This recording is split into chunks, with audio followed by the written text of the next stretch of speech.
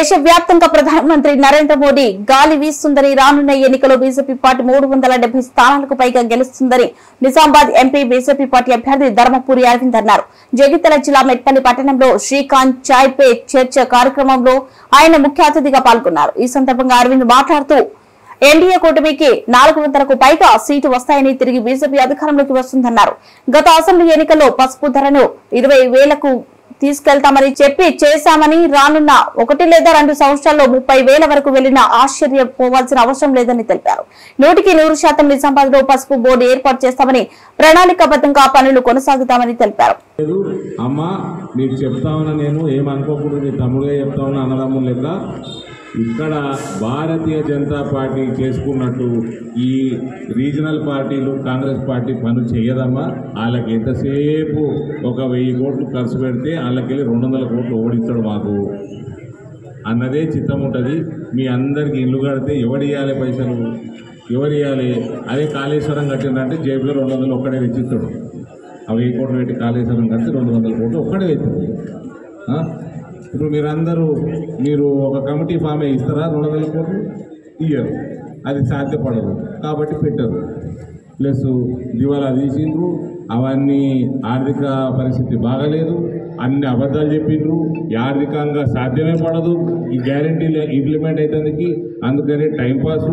చక్కెర ఫ్యాక్టరీల మీద టైంపాసే, మీ 6 గ్యారంటీల మీద టైంపాసే. అది ఇచ్చేది లేదు, పెట్టేది లేదు. మీకు పావుల వడ్డీ వస్తలేదు, మీకు పావుల వడ్డీ వస్తలేదు. 5 లక్షల రూపాయలు పెట్టి ఇల్లు వస్తుందని ఎట్లా అనుకుంటున్నామా మీరు?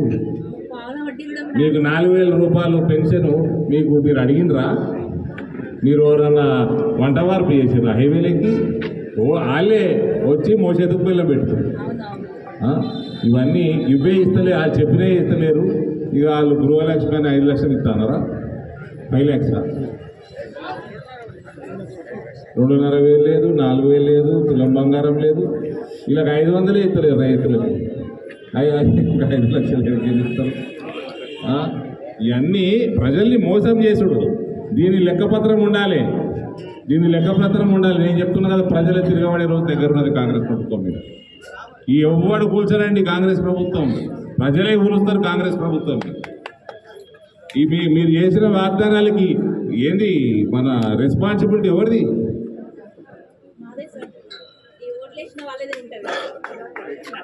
అదే చెప్తున్నా, అందుకనే ప్రజలే కూలుస్తారు అంటున్నా.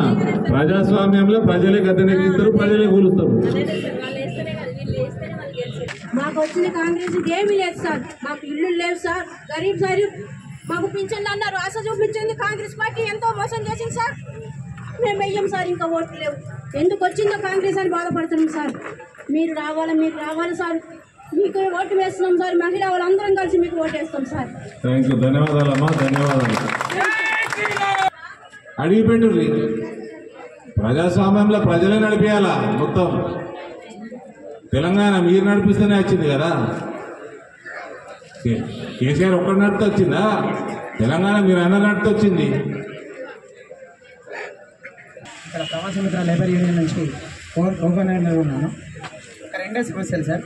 మీరు లాస్ట్ టైము ఎంపీగా మొదటిసారి కంటెస్ట్ చేస్తున్నప్పుడు పసుపు రైతులతో పాటు మా గల్ఫ్ కార్మికులు కూడా చాలా వరకు మీకు అక్కడ ఉన్న వాళ్ళు ఎవరైనా సరే వాళ్ళ ఇళ్లలోకి ఫోన్ చేసుకొని మనదంతా మోడీ కుటుంబం చాయ్ పే చర్చ కార్యక్రమంలో మెట్పల్లి టౌన్లో చేసుకోవడం జరిగింది. మీరు అందరూ కార్యక్రమం మొత్తం మీరు ఎట్లా కొనసాగిందో మీరు చూసిండ్రు.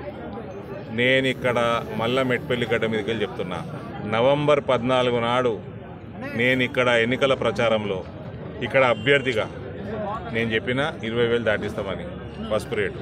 నేను మళ్ళీ చెప్తున్న రైతులకి, వచ్చే 2 సంవత్సరాలలో 25 నుంచి 30,000 టచ్ అయితే ఆశ్చర్యపోకండి. ఒకటి. రెండోది, పసుపు బోర్డు 100% ఇందూరు గడ్డ మీదనే వస్తుంది.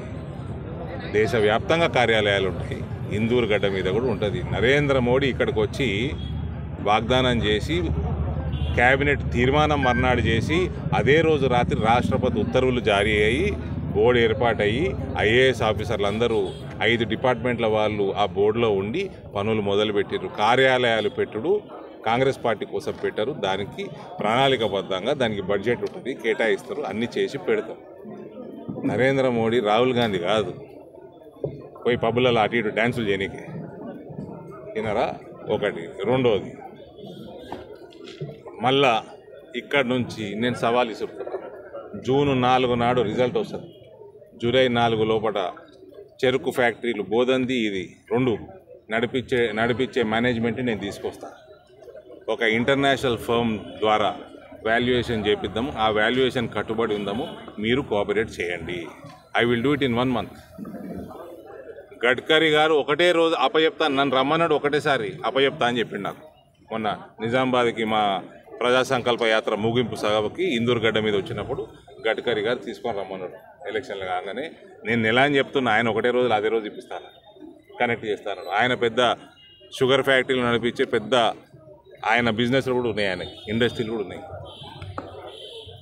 ఇంధనం తయారు చేస్తాం వీడికెళ్ళి. చక్కెరని ఒకటే కాదు, చక్కెర తయారు చేస్తాము, ఇంధనం తయారు చేస్తాము, బ్రౌన్ షుగర్ తయారు చేస్తాము, మొలాసిస్ చేస్తాము, ఇంకేమైనా చేస్తాము. చెరుకు పంట తోటి ఈ ప్రాంతం మొత్తం కిటకిటలు ఆడిస్తాం.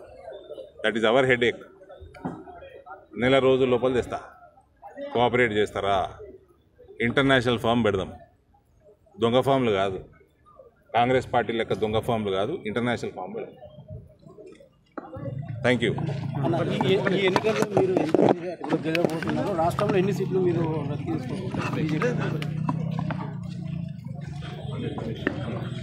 నరేంద్ర మోడీ గారి గాలి వీస్తూ ఉంది దేశం మొత్తంలో. 400 సీట్ల పైన మోడీ గారు వేస్తున్న అంచనాల పట్టయితే ఎన్డీఏకి 400 దాటే పరిస్థితి ఉంది. 370 సీట్లు భారతీయ జనతా పార్టీకి దాటే పరిస్థితి ఉంది. ఒక విపరీతమైన సునామీ లాంటి వేవ్ నడుస్తూ ఉంది. రామ మందిరంది కూడా